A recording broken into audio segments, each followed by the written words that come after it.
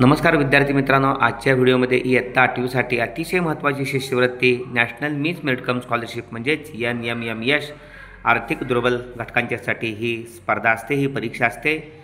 अतिशय प्रचंड असा महाराष्ट्रातून प्रतिसाद या परीक्षेला मिळतो आहे। आपण गणितासाठी शालेय क्षमता चाचणी या विषयातील सराव प्रश्नपत्रिका आपण पाहणार आहोत। यातला गणित भाग पाहणार आहोत। या ठिकाणी प्रश्न आहे 2a/b वजा b/2a कंसाचा घन। या ठिकाणी याचा विस्तार हवा आहे। याचा विस्तार करताना पहिल्या पदाचा घन 2a/b चा घन 8a घन/b घन वजा 3 गुणिले पहिल्या पदाचा वर्ग 2a/b चा वर्ग 4a वर्ग/b वर्ग गुणिले दुसरं पद तसंच b/2a अधिक 3 गुणिले पहिलं पद तसंच 2a/b गुणिले दुसऱ्या पदाचा वर्ग b वर्ग/4a वर्ग वजा दुसऱ्या पदाचा घन b घन/8a घन। पहिलं पद 8a घन/b घन आणि शेवटचं वजा b घन/8a घन। तसंच इथं पहा b1 बे b2 4 या ठिकाणी वरचा 1a गेला, खालचा 1a गेला, वरचा b1 गेला, खालचा 1b गेला, 3 दुनी 6 वजा 3 दुनी 6 वर a/b वजा 6a/b। ओके, या ठिकाणी अशा पद्धतीचं उत्तर असणारं एकमेव पर्याय आहे दुसरं चिन्ह वजा असणारं, तो म्हणजे या ठिकाणी दुसरा पर्याय। ओके, अशा पद्धतीनं। ओके, पहा पुढं इथं वरचा 1a खालचा 1a गेला, खाली 1 शिल्लक राहिला, खालचा 1b वरचा 1b गेला, b1 b2 4 अधिक 3b/2a आहे। ओके, त्यामुळं अचूक पर्याय याचा नंबर 2। खालीलपैकी कोणाची किंमत समान आहे? 1 चा 4, b आहे 4 चा 0, क आहे 0 चा चौथा आणि ड आहे 4 चा 1। कोणत्याही संख्येचा घात 0 असेल तर त्याची किंमत 1 असते, म्हणजे ब मध्ये 4 0 1 आणि 1 चा चौथा 1 चा किती वेळा गुणाकार करा? एकच उत्तर, त्यामुळे अ आणि ब हे उत्तर आहे। अचूक पर्याय नंबर 3, अ आणि ब यांची किंमत समान आहे।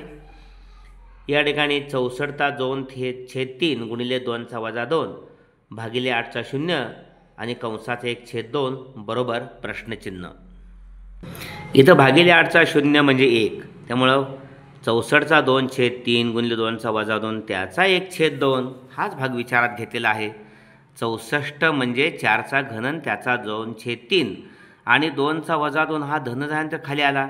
सध्या 4चा घन त्याचा 2/3, 3ला 3 गेले 4चा वर्ग 16 आणि खाली 2चा वर्ग 4 त्याचा 1/2 आहेच आणि त्यामुळं 16ला 4 भागिले 4 × 16 4चे 1/2 याचा 1/2 आहे आणि 4चा 1/2 4 म्हणजे 2चा वर्ग त्याचा 1/2 घाताचा घात घाताचा गुणाकार 2ला 2 जात आहेत, 2चा 1 म्हणजे 2।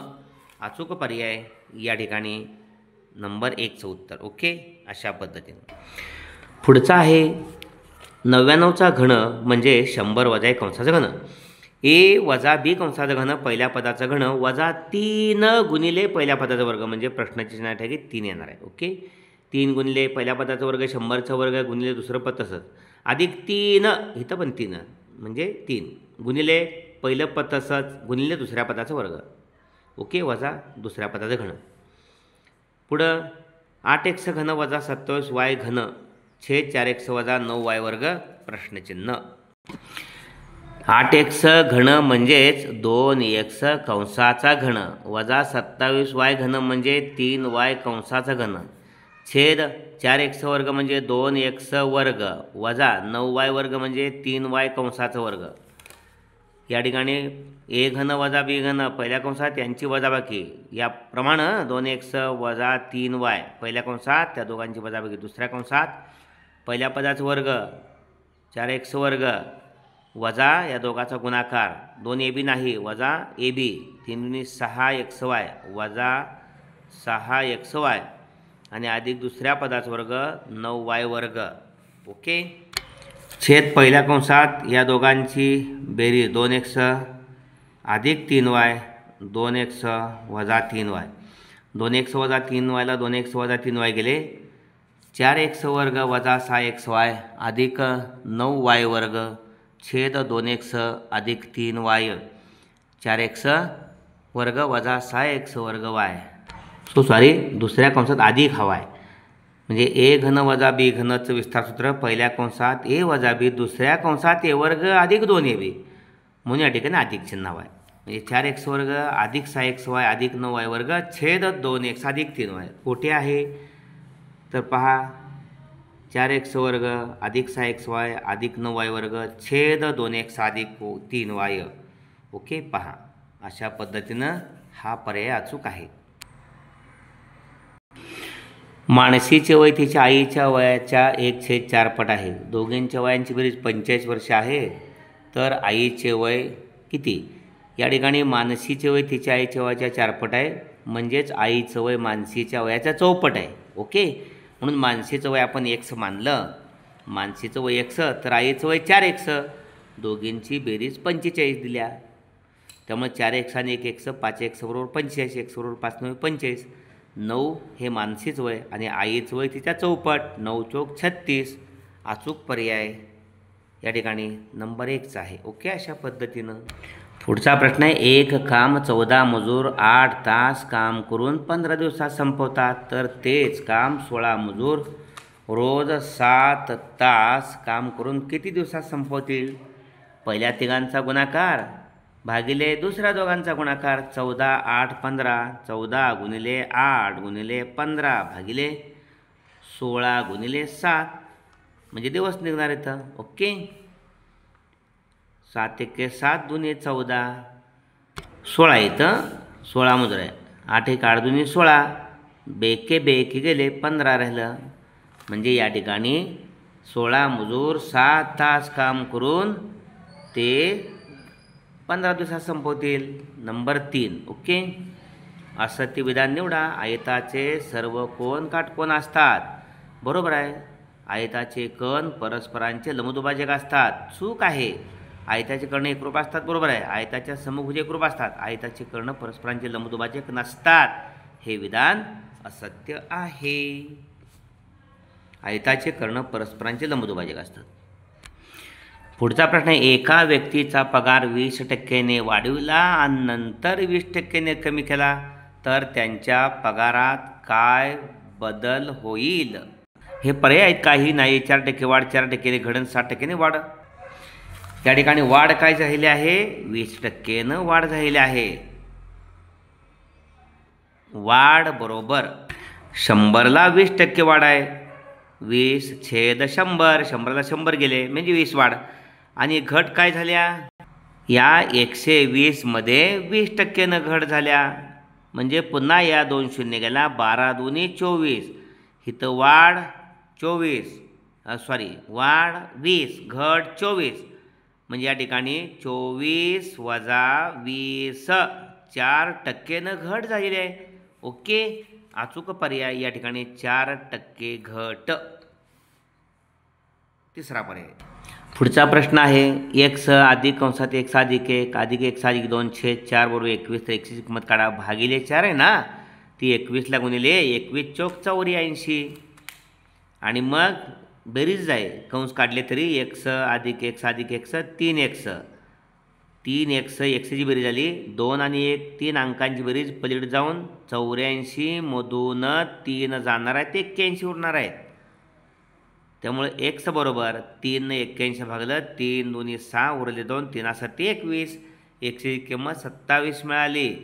अचूक पर्याय नंबर 4.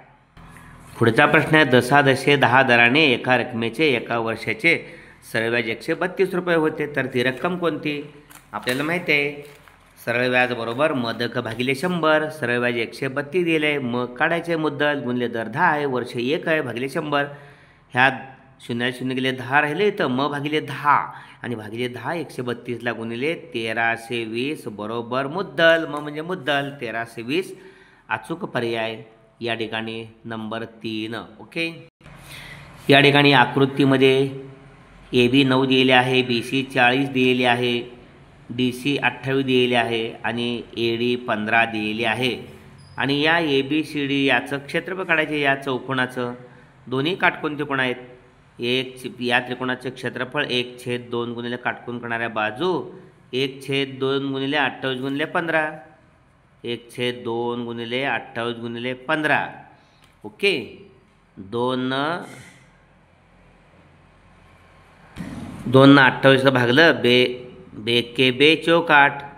2 28ला भागल्यानंतर 28ची निमपट होते. 15 गुणिले 14. 15 चौक 60ला 0 ह्याच्याले 6. 15 1 15 21 210. याचं क्षेत्रफळ आलं. याचं हाही काटकोन त्रिकोण आहे. 1/2 गुणिले काटकोन करणाऱ्या बाजू 1/2 गुणिले 9 गुणिले 40. 1/2 गुणिले 9 गुणिले 40. 2 40ला बे 0 0 बे 0 0 20 9 180. या दोघांची बेरीज म्हणजे त्या चौकोनाचे क्षेत्रफळ 0 8 1 9 2 1 3 390 मिळालेलं आहे. अचूक पर्याय नंबर 3 आहे 390 चौसेमी किंवा CM वर्ग. ओके. ओ केंद्र असणाऱ्या वर्तुळाची बाह्य वर्तुळाची त्रिज्या 14 आहे आणि आतील वर्तुळाचा व्यास 7 आहे. तर रंगवलेल्या भागाचे क्षेत्रफळ काढा. बाह्य वर्तुळाचे क्षेत्रफळ वजा आतल्या वर्तुळाचे क्षेत्रफळ या दोघांची वजाबाकी केली की आपल्याला रंगवलेल्या भागाचे क्षेत्रफळ मिळणार. बाह्य वर्तुळाचे क्षेत्रफळ पहा. या ठिकाणी R1 त्रिज्या बाह्य वर्तुळाची मांडली आणि आतील वर्तुळाची R2 मानली तर पाय R वर्ग हे वर्तुळाचे क्षेत्रफळ बाहेरच्या वजा पाय R2 वर्ग हे आतल्या वर्तुळाचे क्षेत्रफळ पाय दोघा म्हणून सामायिक म्हणजे 22/7. R वर्ग म्हणजे पहिल्याचं 14 वर्ग आहे त्रिज्या मोठ्या वर्तुळाची आणि 7/2 वर्ग म्हणजे व्यास 7 आहे आतील वर्तुळाचा. त्यामुळे 7/2 म्हणजेच या ठिकाणी 3.5 येणार आहे. A वर्ग वजा B वर्ग 22/7 आहेच. पहिल्या कंसात 14 वजा 3.5.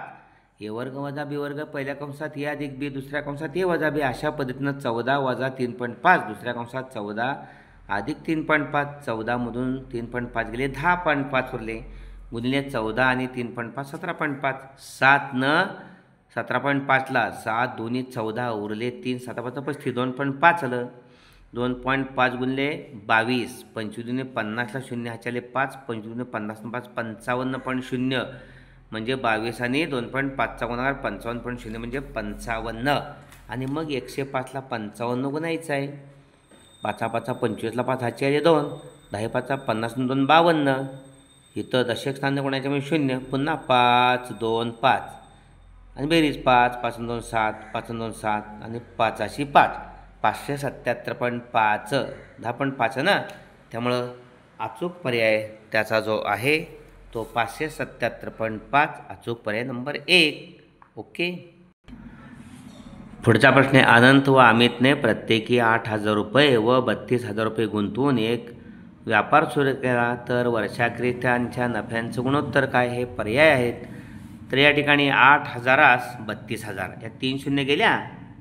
8 1 8 चौक 32 1 4. ओके. अचूक पर्याय नंबर 1. सौरभने क्रिकेटच्या 5 सामन्यामध्ये काही धावा काढल्या. पुढला प्रश्न. 6व्या सामन्यात त्याने 64 धावा काढल्यामुळे त्यांची सरासरी धावसंख्या 2ने कमी झाली. तर 6व्या डावातील त्यांची सरासरी किती? आता या ठिकाणी सौरभने 5 सामन्यात 100 धावा काढल्या आपण असं मानू. 5 सामन्यामध्ये 100 धावा म्हणजे सरासरी 100/5. एकूण धावा 100 भागिले 5 सामन्यांच्या धावा आहेत म्हणून 100/5 म्हणजे प्रत्येक सामन्यामध्ये किती धावा काढल्या निघणार आहे. त्यामुळं 100/5 आणि मग 6व्या सामन्यामध्ये 64 धावा काढले. 6व्या सामन्यामध्ये म्हणजे 100/5 हे 5 सामन्यांचं अधिक त्यामध्ये 6व्या सामन्याचे 64 धावा या दोघांची बेरीज म्हणजे 5 सामन्यांच्या एकूण धावा भागिले अधिक 64. 5 सामन्यातल्या धावा 100 अधिक 6व्या सामन्यातल्या 64 म्हणजे हे 5 सामन्यातलं आणि 6व्या सामन्यातलं म्हणजे या दोघांची बेरीज भागिले 6 ही सरासरी. मग 5 सामन्यांची सरासरी 100 भागिले म्हणजे 5 सामन्यातली धावा 100 भागिले 5 ही सरासरी निघणार आहे. ती 2 कमी बसते. इथं 2 कमी बसते म्हणून सांगितले. मग 100 अधिक 64 बरोबर हे 6 या दोघांना गुणिले होणार.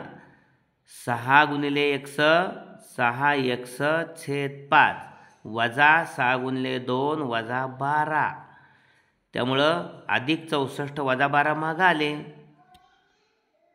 सविस्तर पहा. 5 सामन्यात एकूण 110 अशा 5 सामन्यात 110 काढले असे म्हणून प्रत्येक सामन्यातील धावसंख्या 1/5 अधिक 64 6व्या सामन्यातली धावा, मग त्यांची सरासरी भागिले 6 केलं पाहिजे. हे 5 सामन्यातलं आणि हे 6व्या सामन्यातले भागिले 6 बरोबर. सरासरी कितीने कमी पडत्या? 2 1/5 वजा 2 या ठिकाणी भागिले 6 1/5 वजा 2 गुणिले गेले 6 1/5 वजा 12 1/5 अधिक 64 पाठीमागे राहिले आहेत.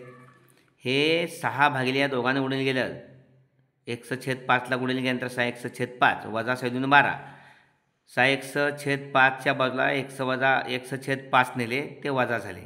वजा 12 मग घेतले 64मधनं 64 अधिक 12 झाले 76. ओके.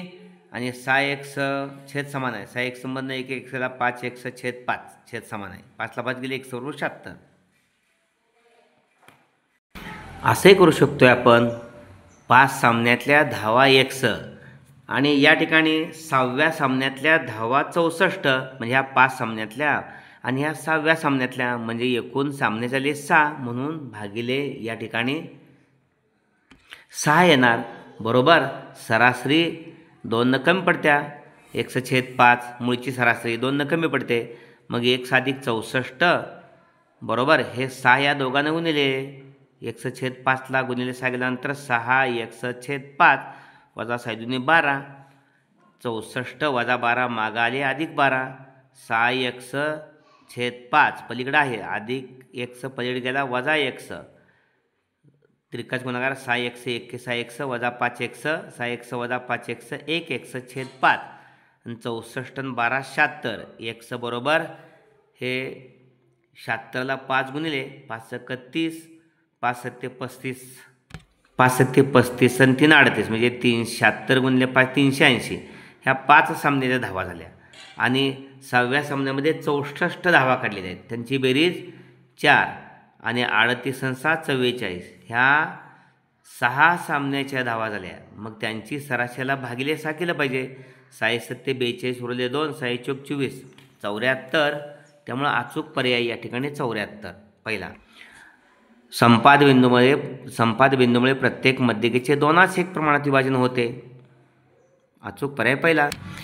एका दंडगोलाचे घनफळ 4312 घनसेमी असून तळाची त्रिज्या 14 सेमी आहे तर त्याची उंची किती? आपल्याला माहिती आहे दंडगोलाचं घनफळ पाय वर्ग एच बरोबर घनफळ दिले 4312. पायची किंमत 22/7 त्रिज्या दिला 14 आर वर्ग म्हणजे 14 गुणिले 14 गुणिले एच या ठिकाणी 7 14ला भागलं 7 दूनी 14 या एचची किंमत काढायची आहे. त्यामुळे 4312ला 22 गुणिले 2 गुणिले 14 म्हणजे 22 दून 44 गुणिले 14 44 गुणिले 14 हे 4312ला भागिले आले तर बघा इथं. त्यामुळे 44नं 4312ला भागताना पहिल्यांदा 44ला 22नं 22 दोन्ही 44 43 साडी 22 एक्के 22 43मधनं 22 गेले उरले 21 झाले 211. 22 90 98 असे 198 211मधून 198 गेले उरले 13 पुढे 132 झाले 22 संग 32 असे 6. आता 14 भाग झाले 196 19 साठी 14 एक्के 14 उरले 5 56 झाले 14 चौक 56 14 आणि 14 भागिले 2 7 एच बरोबर 7 उंची 7 अचूक पर्याय नंबर 2. या ठिकाणी पुढला प्रश्न आहे ए आणि डी बी हे 2 किरण समांतर आहे. दिलेल्या माहितीवरून कोण CDO काढायचा आहे. पहा या ठिकाणी हा AEO 70 आहे तर BOC 70 संगत कोण आहेत म्हणजे हा 70. रेषे जोडतील कोण एकरूप असतात 180 मापांची बेरीज असते. हा 70 असेल तर त्याच्यातला 110 त्रिकोण आता DOC मध्ये हा 40 हा 110 40 आणि 150 तिघांची बेरीज त्रिकोणाचे 180 180 मधून 150 गेले 30 उरले अचूक पर्याय नंबर 4. ओके. 2200 रुपये छापील किमतीवर 10% सूट देऊनही दुकानदारास 10% नफा होतो तर त्या वस्तूची खरेदीची किंमत किती? या ठिकाणी 100 रुपयाला 10 रुपये नफा होतो. 100 रुपयाला 10 सूट दिल्या जाते. 100 रुपयाला 10 रुपये सूट तर 2200 रुपयाला किती? या 2 शून्य गेल्या. 2200 गुणिले 10 220 रुपये. म्हणजे 2200 रुपयातनं 220 गेले. या ठिकाणी 1980 उरलेत. 0 0 10 2 गेले 8. हातच्या दिला 22मधनं 3 गेले 1980 रुपयाला ती वस्तू विकली जात्या. आता पुन्हा 10% नफा झाला म्हणजे 110 रुपयाला विकली जात्या. त्यावेळेला 100 रुपयाला घेतली जात्या. तर 1980 रुपयाला विकली जाते. त्यावेळेला खरेदी किती आहे? खरेदीची किंमत विचारलेली आहे आपल्याला. ओके. त्यामुळं हे शून्य गेले. 11 1 11 11 1 11 उरले 8. 11 8 88. 18 गुणिले 100 18 गुणिले 100 198ला 11 भागलं 18 आलं. 18 गुणिले 100 1800. त्यामुळं खरेदीची किंमत 1800. अचूक पर्याय नंबर 2. शेवटचं आहे. खालीलपैकी परिमेय संख्येचे दशांश रूप लिहा. 9/14चं पाहूया. या ठिकाणी 9ला भाग जात नाही म्हणून 0. 9वर 0 घेतले. 14 संग 84. 90मधनं 84 गेले उरले 6. 0 14 चौक 56. 60मधनं 56 गेले उरले 4. 14 दुने 28. 40मधनं 28 गेले. 10 म्हणून 2 8 गेले उरले 2. 4 म्हणून 1 गेला म्हणजे 12 उरले. 12वर 0 घेतले 120. 14 8 12 उदरशे. 120मधनं 112 गेले उरले 8. पुन्हा 0 घेतले. 14 चौक 56. 14 पंचे 70. 14 पंचे 70. 80मधनं 17 गेले 10 उरले. 14 84. 14 7 98 उरले. 2वर 0 घेतले. 2 उरले. 2वर 0 घेतले 20 झाले. 14 1 14 उरले 6.